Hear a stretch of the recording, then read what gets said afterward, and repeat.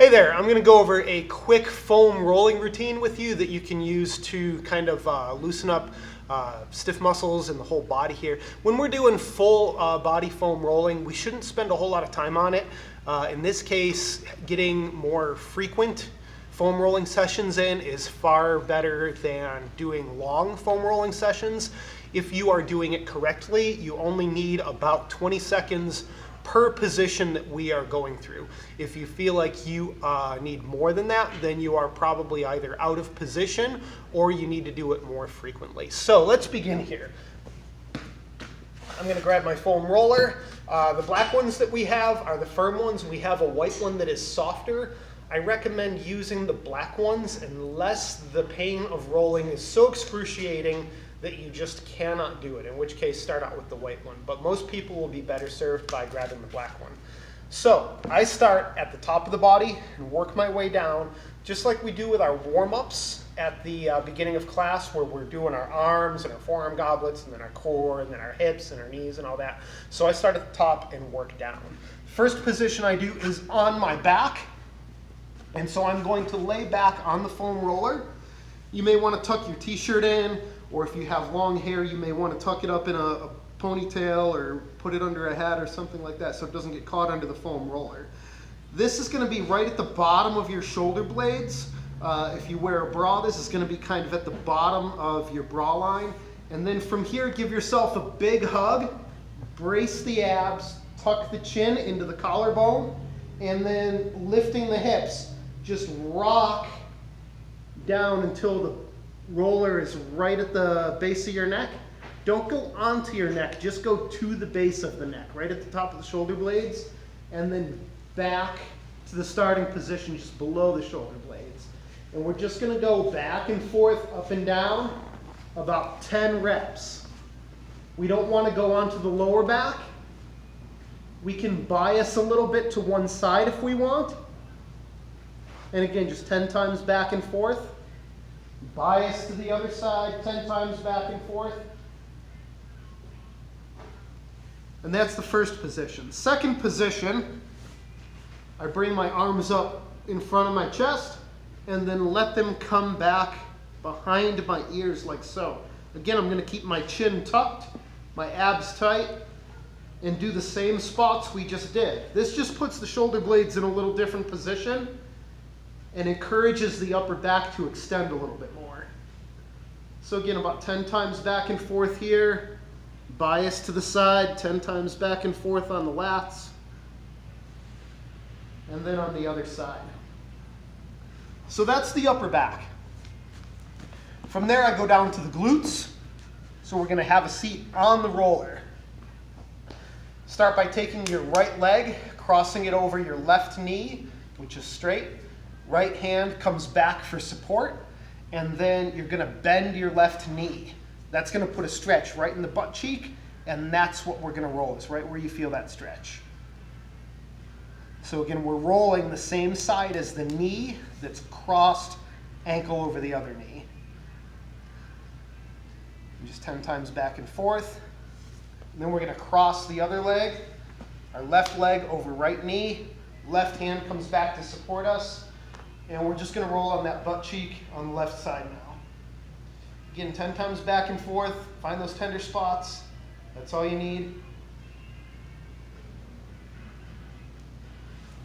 That's the second position we're going to do.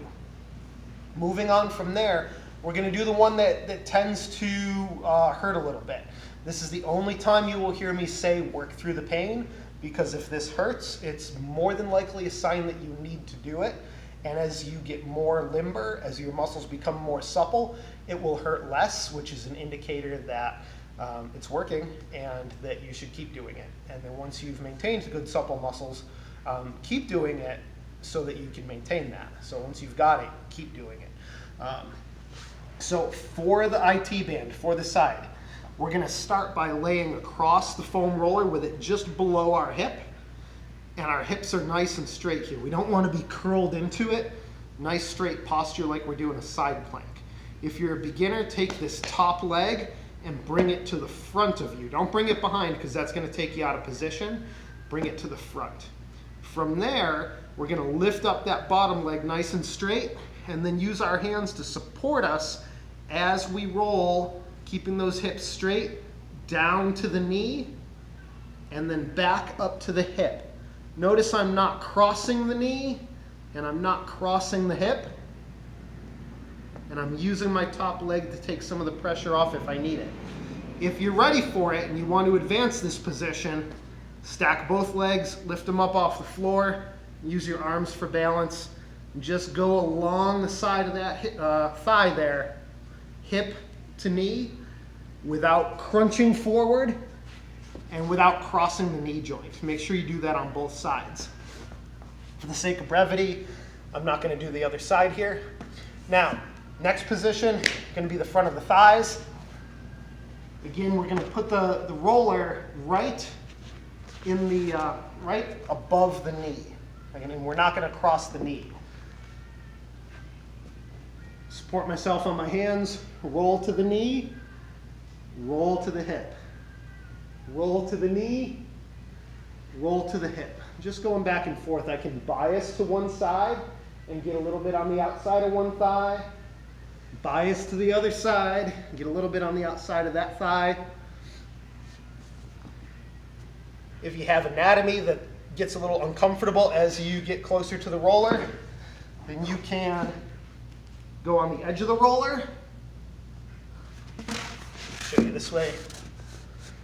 And set up like so. And really just get all the way up the hip and then down to the knee without having to worry about that roller riding all the way up.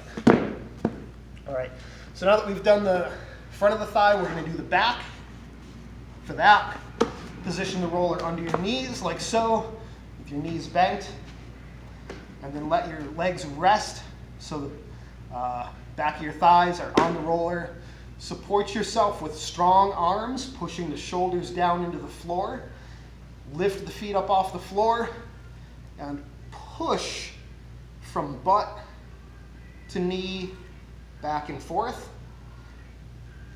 If this one feels real easy, you can cross one leg over the other so that the weight of the top leg squishes the bottom leg between the roller and your top leg.